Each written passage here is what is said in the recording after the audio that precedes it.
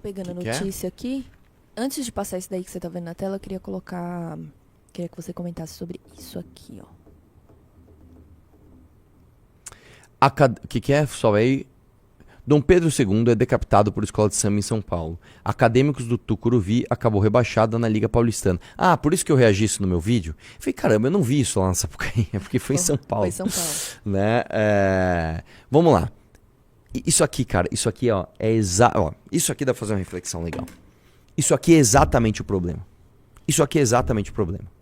Você tem um país que tem uma festa tradicional.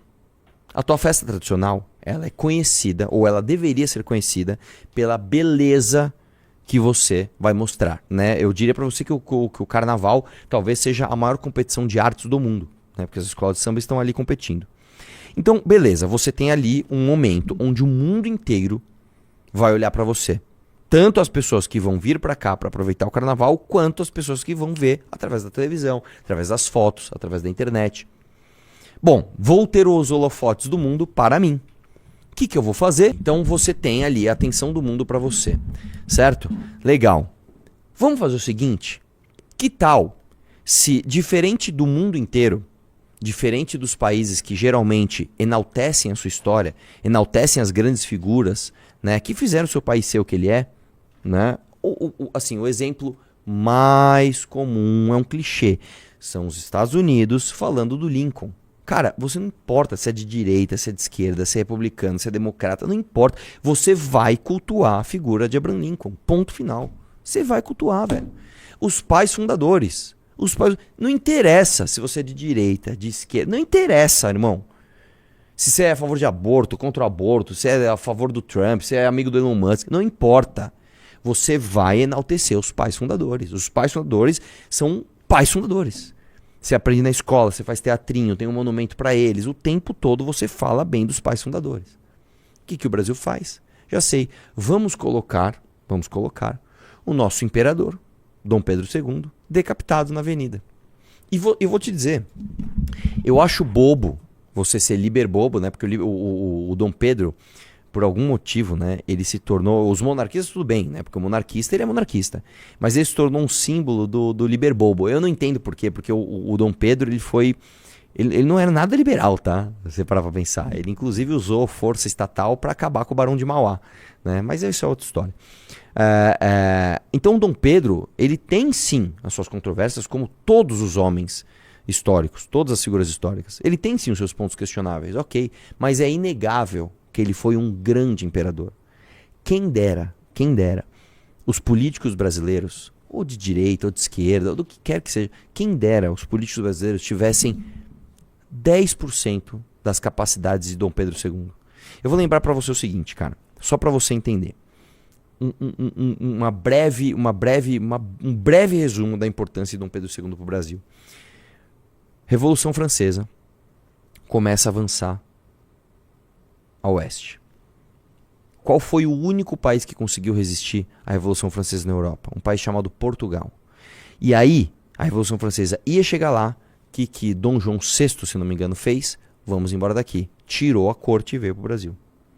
Veio para o Brasil, o filho dele, Dom Pedro I, né, ficou encarregado de cuidar da colônia brasileira. A corte volta a Portugal. Dom Pedro I, que é uma figura controversa, Dom Pedro I era mulherengo. Dom Pedro I mandaria o áudio que eu mandei. Entendeu? Dom Pedro I era mulherengo, irmão. O cara viajou o Brasil comendo todo mundo. Entendeu? Não respeitava a mulher dele. Realmente, ele cometeu um erro que depois ele se arrependeu e ficou doente psicologicamente por causa do erro que ele cometeu. Que eu esqueci o nome da como é que era o nome da imperatriz? Não era Leopoldina, né? Era Leopoldina? Era Leopoldina, né? E aí ele conhece, pra quem não sabe, a história de amor deles, inclusive, é muito bonita, tá? Porque a Leopoldina, ela era filha ela era do Império Austríaco, que era um império absolutamente poderoso na época. Ela era uma Habsburgo. Então ela era loira, dos olhos claros, né? Ela, por exemplo, ela era da tua espécie, Ana, né? Do loira dos olhos claros. E mandaram uma placa de ouro, uma medalha de ouro com o rosto dela, né, cravado ali, eu não sei com a técnica usada, e mandaram uma de ouro dele pra ela, e eles se apaixonaram à distância. Quando eles se conheceram, eles se gostaram e foi beleza. E aí o Dom Pedro, ao longo das suas andanças por aí, ele se apaixonou pela Domitila. É Domitila o nome dela? A Marquês... como é que é o título que ele deu pra ela? De São Vicente? Marquesa de São Vicente, né?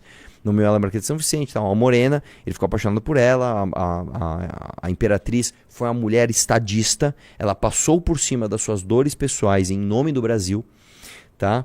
Depois o Dom Pedro se arrepende, vai viajar sabendo que a mulher dele tá doente, sabendo que muito provavelmente eles nunca mais se veriam, vai viajar, a mulher dele morre, ele se arrepende, ele fala, cara, preciso de uma autorredenção, ele vai pra Portugal lutar com o próprio irmão, então é uma figura controversa, cara. Mas graças ao Dom Pedro I, o Brasil é do tamanho que é. Graças ao Dom Pedro I, a gente não se quebrou em diversas colônias, como aconteceu com a América Espanhola. Né? Você pega, por exemplo, Peru, Equador, etc., Venezuela, Colômbia, são várias colônias espanholas que se quebraram. O Brasil se manteve grande. Né? Por que se manteve grande? Muito por conta do trabalho de Dom Pedro I com José Bonifácio de Andrade Silva. É Bonifácio de Andrade Silva o nome dele? Acho que é, né? José Bonifácio de Andrade Silva.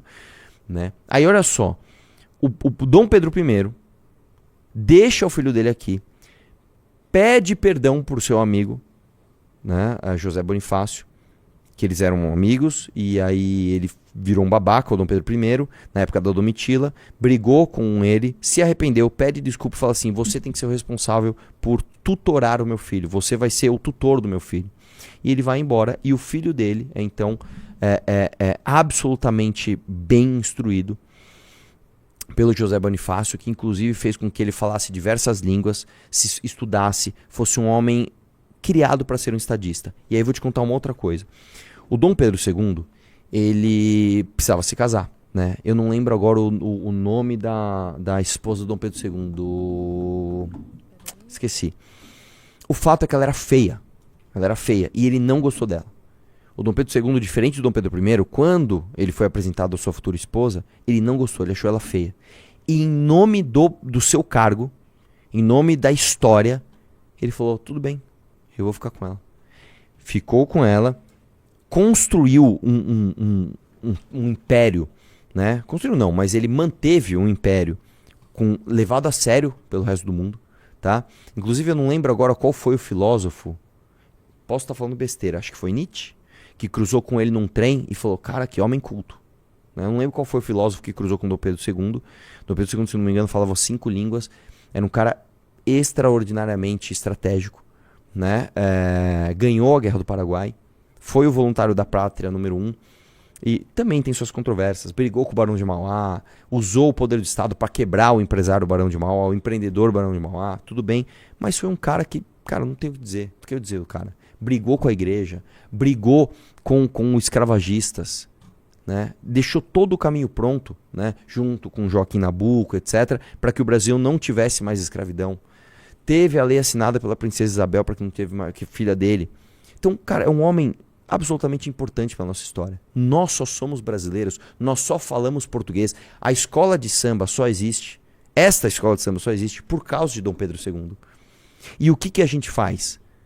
A gente basicamente destrói a nossa história, mostrando que a gente é um povo que durante uma festa que tem dinheiro público, que tem investimento público, que vai ser mostrado para o mundo inteiro, a gente dá risada da nossa própria história. Que bosta, cara. Que bosta.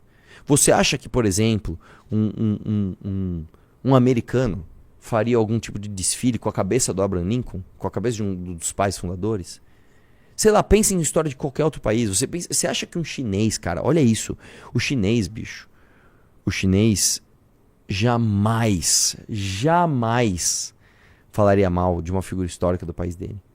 Não, o japonês, mas meu Deus do céu, isso seria considerada uma desonra, cara. Tá? E a gente faz isso, cara. Então, como eu tô falando, a gente tem o potencial.